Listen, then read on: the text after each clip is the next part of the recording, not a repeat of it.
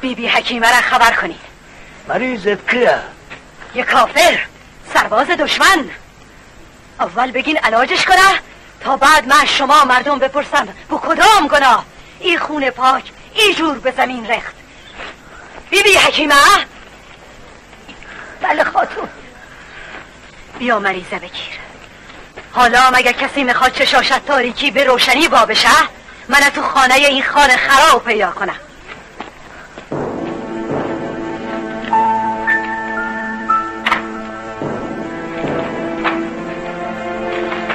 میشناسین اینا را؟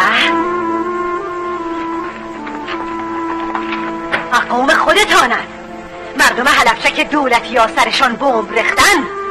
وعده سهم شما هم امروز بود، شرط نرختن این که اویا خودش را رسوای دو عالم بکنن. که کرد؟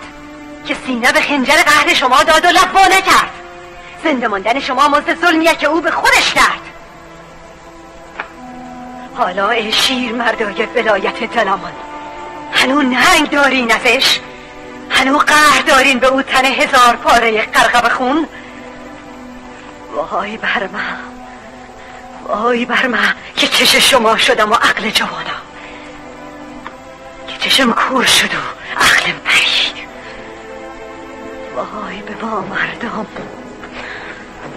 وای همه ما.